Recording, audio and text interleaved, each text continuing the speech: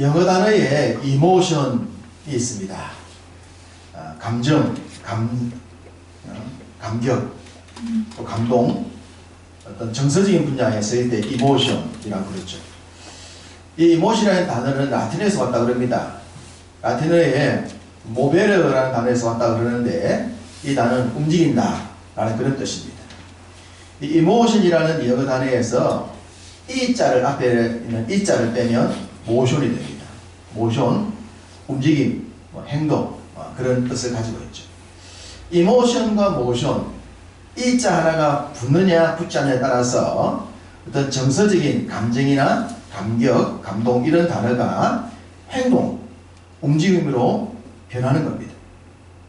단어를 만들 때 아마 다 의미를 두고 만들었을 텐데 이 emotion과 motion을 연결해 보면 사람의 어떤 감동이나 감정이나 정서는 행동과 밀접한 관계가 있다라고 하는 것을 설명하기 위함이 아닌가 생각됩니다.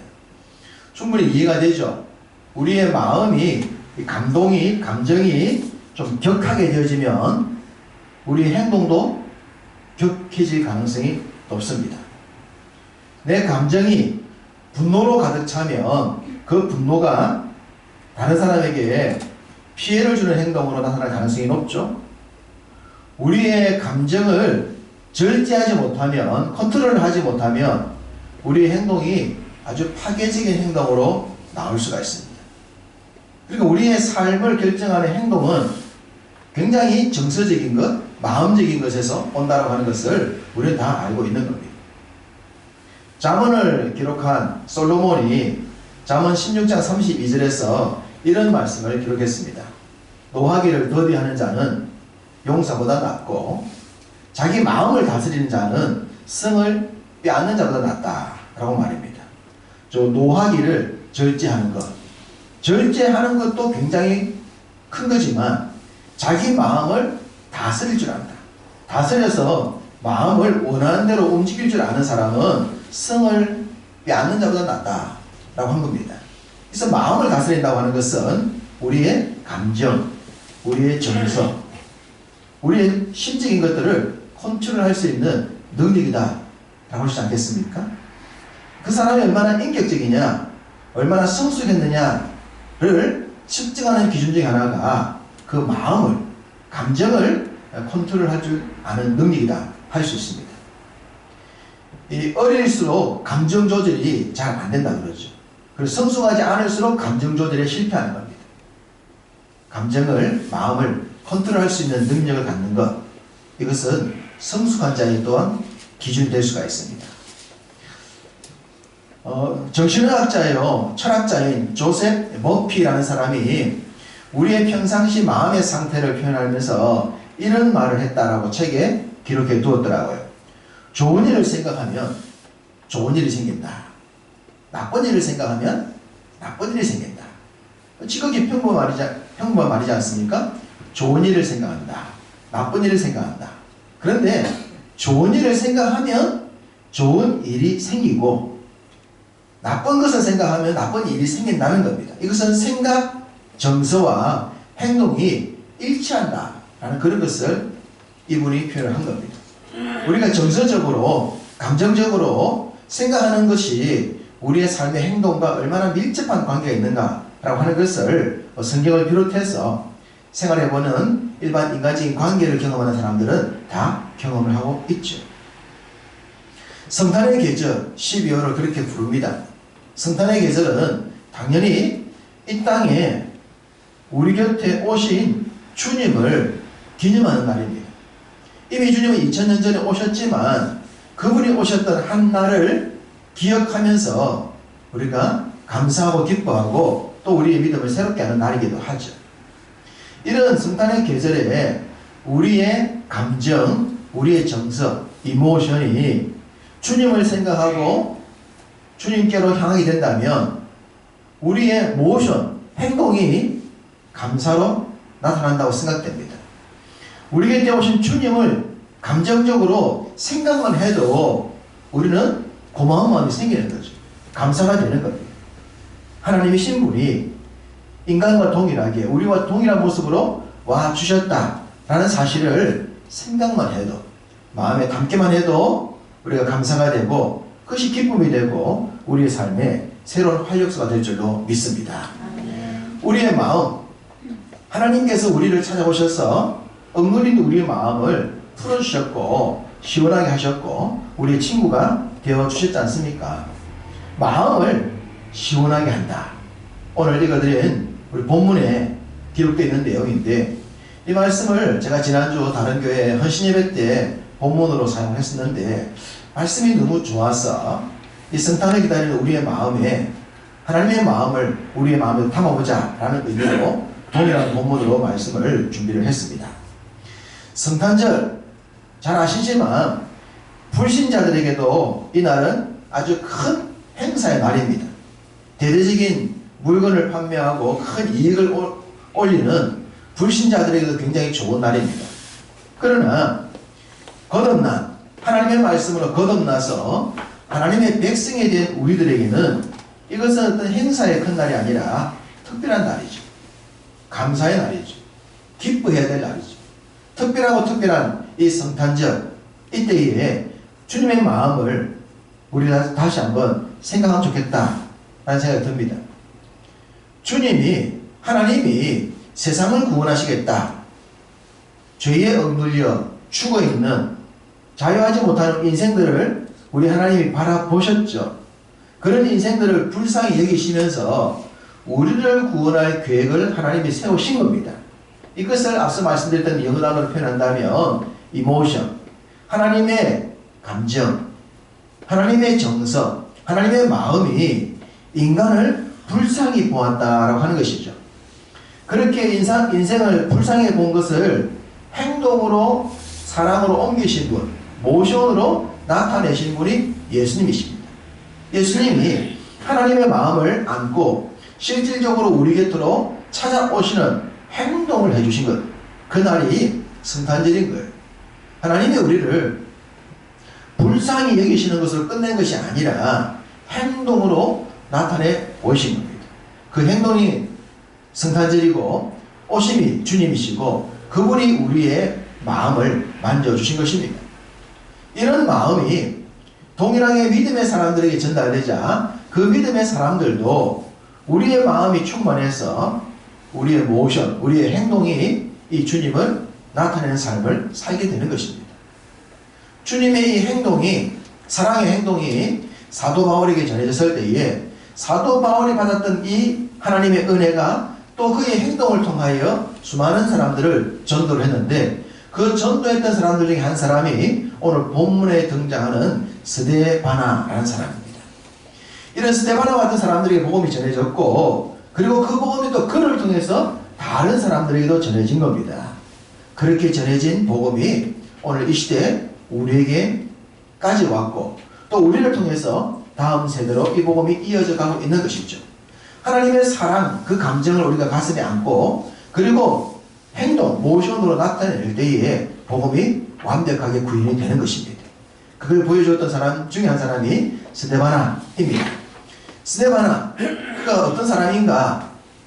그가 언제 예수님을 믿었는가? 라고 생각해 본다면 사도 바울이 2차 전도 여행지 헬라의 아테네죠. 아테네 갔을 때 거기서 전도하여 얻었던 사람 중에 한 사람이 스데바나일 것이다 라고 학자들은 얘기합니다. 사도행전 17장 34절에 이런 말씀이 있습니다. 몇 사람이 그를 가까이 하여 믿으니 그 중에는 아레오바고 관리 디오누시오와 다말이라는 여자와 또 다른 사람들도 있었더라. 또 다른 사람들. 이 또 다른 사람들 무리 속에 아마도 오늘 본문의 주인공인 스데바나가 있지 않았겠는가 생각합니다. 스데바나, 그가 처음 하나님을 만나서 하나님의 자녀로 거듭난 곳은 아덴이라는 곳입니다. 아테네. 그런데 오늘 본문에 보니까 이 스데바나가 어디에서의 첫 열매라고 말했습니까? 어디의 첫 열매? 아가야죠. 아가야의 첫 열매. 아덴이 아니라 아가야라고 말했습니다. 지역이 다릅니다. 아가야에서와 아데네스의 차이점을 생각해 둬야 됩니다. 자, 먼저 이 스데바나를 말할 때 오늘 본문에 보면 스데바나라고 하지 아니하고 뭐라고 표현했습니까? 스데바나의 집이라고 했습니다. 스데바나 그러면 개인의 얘기예요. 한 사람만 구원받았다는 얘기인데 스데바나의 집 그러면 그 집안이 구원을 받았다는 얘기입니다. 자, 이걸 볼 때 이 스데바나가 아덴에서 바울을 통해 복음을 듣고 하나님의 자녀로 거듭난 것 같습니다. 그리고는 자신의 고향인 아가야로 돌아와서 자기 집안 사람들을 다 전도한 거예요. 예수를 믿고 나니까 너무 좋아서 자기 집안 사람, 결혼했으면 아내, 자녀들, 부모님, 집안에 있는 사람들 다 전도했고, 그 당시 집안 그럴 때는 일반적인 집안이라면은 직급이 낮은 종이나 하인들도 있지 않았겠습니까? 노예들이 있었겠죠. 그들도 다 전도하는 겁니다. 그래서 스데바나가 아덴에서 주님을 믿고 난 뒤에 아가야로 돌아와서 자신의 집을 다 전도하여 가족들과 심지어 종들과 하인들까지도 다 예수 믿게 만들었다라고 하는 것을 보여주는 내용이 오늘 본문입니다. 이것이 스데바나의 집이다. 집안이 복음의 집안으로 변하게 되었다. 한 사람에 의해서, 스데바나에 의해서 자신의 집안이 복음의 집안으로 변했다라고 하는 것을 보여줍니다. 앞서 말씀을 드렸듯이 이 스데바나가 처음 바울을 통해 복음을 들었던 것은 철학의 도시 아테네입니다. 우리가 바울의 이 전도 사역을 보게 되면 전도 열매가 가장 적었던 장소를 이 아테네라고 얘기를 합니다. 또 성경에 그렇게 기록되어 있으니까. 그러다 보니까 바울의 사역을 평가할 때 어떤 분들은 바울은 아테네에서 전도 사역 실패했다, 선교가 실패했다, 그렇게 말씀하시는 분이 제법 있습니다. 그런데 이 전도 사역, 선교 사역을 사람의 숫자를 가지고 성공 실패라고 평가할 수 있겠습니까? 성경이 실패다, 성공이다 라고 말하지 않는다면 우리가 어떤 나타난 결과를 가지고 실패, 성공을 논할 수는 없어요. 사도 바울의 아테네 선교는 실패가 아니라 오히려 큰 성공이었다 라고 보아집니다.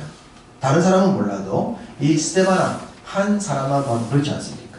스데바나 한 사람이 하나님을 믿고 난 뒤에 그의 집안을 다 전도해서 그 집안 전체가 사도 바울의 사역에 있어서 아가야의 첫 번째 열매로 등장을 하고 있으니 어떻게 아덴의 선교를 실패를 할 수 있겠으며 적은 숫자가 예수 믿었다고 평가를 박하게 할 수 있겠냐 말입니다. 한 사람의 전도도 한 사람의 선교도 아주 큰 역사인 줄로 믿습니다.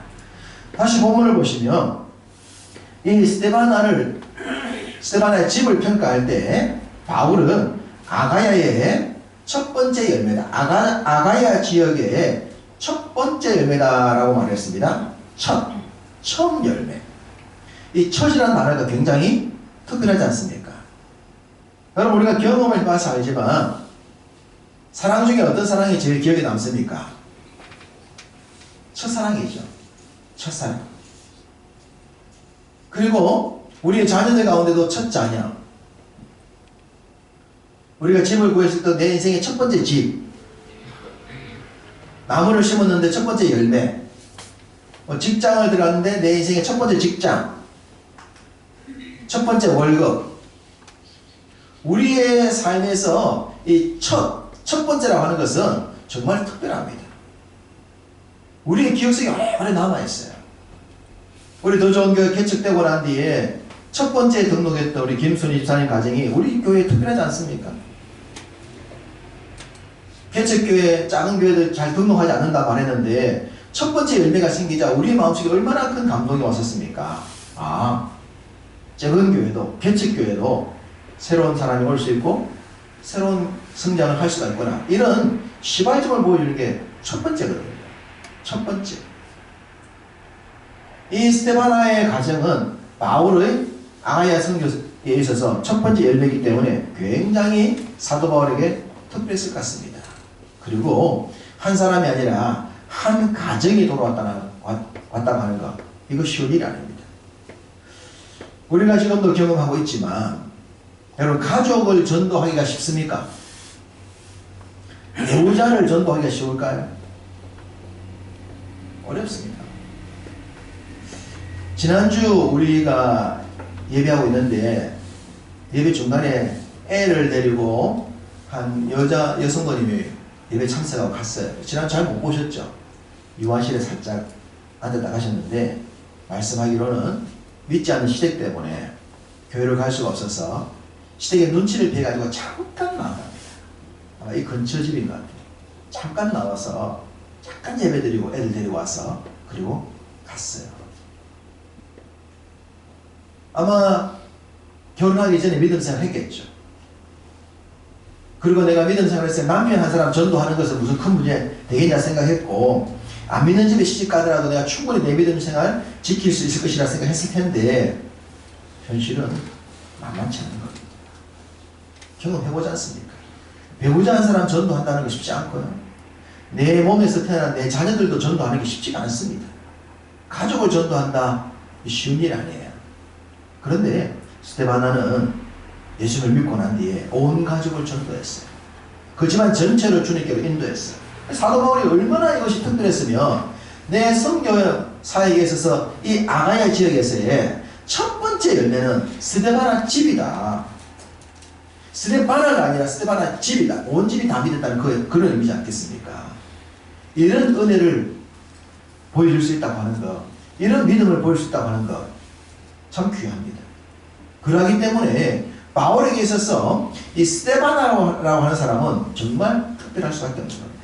그 특별함이 오늘 본문 속에 그대로 들어있음을 보게 되어집니다. 자, 스데바나가 아가야의 첫 번째 열매였다면 두 번째 특별하면 이 스데바나가 보여주고 있는 신앙의 모습입니다. 자, 스데바나는 어떤 모습을 보여주었습니까? 성도 섬기기를 작정했다라고 말합니다. 이 스데바나는 믿음 생활과 동시에 이 스데바나의 집은 섬기기로 작정한 사람이에요. 여러분, 일반적으로 우리가 믿음 생활 할 때 교회에서 어떤 사람이 섬깁니까? 초신자가 섬깁니까? 아니면 신앙생활 좀 오래 하신 분이 섬깁니까? 뭐 굳이 말씀을 드릴 필요도 없죠. 초신자는, 새신자는, 새가족은 일반적으로 섬김을 받는 분들이에요. 분위기도 잘 모르고 경험도 적기 때문에 섬김을 받고 난 뒤에 섬기는 것이 그게 당연해요. 그리고 신앙생활을 오래 하게 되지면, 우리가 믿음이 성숙하고 직분을 갖게 되지면 섬기는 게 편해요? 섬김 받는 게 편해요? 섬기는 게 편하죠. 섬김 받고 있으면 불편하잖아요. 뭔가 일을 해야 편하지 가만히 앉아있으면 이 불편한 거예요. 우리의 믿음이 그렇게 바뀌어요. 신앙생활을 하게 되고 어느 정도 성숙해지면 뭔가를 해야 돼. 이게 자연스러운 거예요. 그런데 스데바나의 집은 분명 처음 믿었을 텐데 이 집안은 처음부터 섬기기로 작정했다는 거예요. 그러면 이 집안 사람들의 믿음이 어땠는가를 우리가 짐작할 수 있지 않겠습니까? 믿음이 정말로 성숙한 믿음으로 자랐다는 거예요. 성숙한 믿음으로 자랐기 때문에 처음부터 이 집안 식구 전부가 다 성도들을 섬기기로 작정했다. 잘 섬겼다고 하는 것을 말합니다. 믿음이 잘 자랐다는 거죠. 잘 자라서 섬김받기보다는 섬기는 삶을 살았다. 성탄절 어떤 날입니까? 우리 예수님이 우리 곁에 오신 날입니다. 근데 주님이 당신이 이 땅에 오신 목적을 뭐라고 말했습니까? 내가 온 것은 뭐 하기 위해? 섬김을 받기 위해서가 아니라 섬기러 오셨다 하셨어요. 왕이신 분이, 하나님이신 분이 우리 곁에 오실 때부터 당신이 오신 목적은 내가 섬기기 위해 왔다 이러셨어요. 이게 성숙이죠. 하나님의 성숙하신 모습. 올 때부터 섬김이었어요. 그러니까 이 스데바나가 보여준 것도 처음부터 섬김을 배웠던 것 같아요. 믿음이 아름답게 성장했다는 것을 의미합니다. 우리도 이런 믿음으로 성장해야 할 줄 믿습니다. 누가 섬기라 해서 섬기는 것이 아니라 섬기지 않으면 불편해서 섬기는 거예요. 내가 장성하다 보니 섬김 받고 있으면 불편한 거야. 이게 섬기는 게 편해. 일을 해야 편해. 이것이 성숙한 믿음, 장성한 믿음의 한 모습이니 이런 모습으로 자라가기를 소망합니다. 스데바나가 보여주는 마지막 특징은 18절에 나옵니다. 18절에 보면 나와 너희 마음을 시원하게 했다. 마음을 시원하게 하는 사람이 이 스데바나요. 스데반의 집안이었습니다. 사이다와 같은 사람이었다 라는 생각입니다. 시원해. 사람을 만나고 나면 시원한 거예요. 여러분 사람들 중에 그런 사람 있잖아요. 만나보면 와 진짜 파통하네. 뒤끝이 없네. 시원시원하네. 뭘 맡겨놔도 시원한 사람이 있죠. 뭘 맡겨놓고 난 뒤에 막 이 점검해야 사람 있잖아요. 잘하고 있는지 염려가 돼가지고 그거 어떻게 되고 있어요? 잘하고 있죠? 걱정 안 해도 되지요? 이렇게 염려한 사람이 있냐 그러면 맡겨놓으면 뭐 아무 걱정도 안 해도 되는 사람이 있어요. 시원하게 일을 딱 처리하기 때문에 맡겨놓으면 그냥 염려 없는 사람, 이 시원한 사람이 있는데 사도 바울에게 스데바나는 시원한 사람이었습니다. 바울과 나와 너희 마음이라고 그랬으니까 아가야 교회죠. 아가야 지역 성도들에게도 시원시원한 신앙이었다. 마음을 시원하게 하는 사람이었어요. 우리 주님이 답답한 우리 인생, 억눌린 우리 인생, 우리 마음을 시원하기 위해 찾아오신 것 아닙니까? 그래서 우리를 살려주셨잖아요. 우리가 죄로부터 자유함을 얻었고 눌림으로부터 벗어났기 때문에 우리가 시원함을 누리게 된 건 아닙니까? 그 시원한 주님을 경험하고 난 뒤에 우리도 시원한 삶을 살잖아요. 시원한 삶을 사는 거예요. 그래서 우리를 만나는 사람들이 우리를 통해서 시원해져야 되는 거예요. 아, 저 사람 시원시원해. 꿍 하는 것도 없고 뒤에 꼬인 마음도 없고 그대로 믿으면 되고 저 사람 말은 그대로 믿으면 돼. 저 사람 예수 믿고 난 뒤에 정말 시원한 사람이 됐어. 주님이 우리 마음을 시원케 했고 우리의 마음이 시원해졌으니 또 우리도 그런 시원한 마음을 가지고 살아야 되고 그 시원한 마음을 다른 사람에게도 전해야 되는 겁니다. 그것이 이 땅에 우리 곁에 우리를 위해 우리를 섬기게 오신 주님을 믿는 믿음의 모습이라 할 수 있습니다. 자, 이렇듯 이 스데바나라고 하는 사람은 본인이 예수 믿고 난 뒤에 고향으로 돌아와서 가족들을 다 믿게 만들었고 그리고 온 식구들은 처음부터 섬기기로 작정해서 섬기는 자가 되었고 또 사람이 다른 사람들의 마음을 시원하게 해주는 사이다와 같은 그런 사람으로 믿음 생활을 했다라고 말하고 있으니 바울에게 이 가정 스데바나 얼마나 특별했겠습니까? 이런 사람만 만날 수 있다면 이런 사람만 될 수 있다면 얼마나 좋겠나 그런 생각 들지 않겠습니까? 바울이 정말 좋았을 것 같아요. 선교하고 힘들게 복음 전했던 바울에게 이런 사람이 있고 이런 가정이 있다고 하는 것은 얼마나 사역자에게 그 위로가 되고 힘이 되었겠습니까? 그래서 바울이 이렇게 말합니다. 18절 후반절에 보면 뭐라 말합니까? 너희는 이런 사람들을 알아주어라. 알아주라는 겁니다. 알아주라는 건 뭔 말입니까? 기억해주라는 거 아닙니까? 생각하는 거 아닙니까?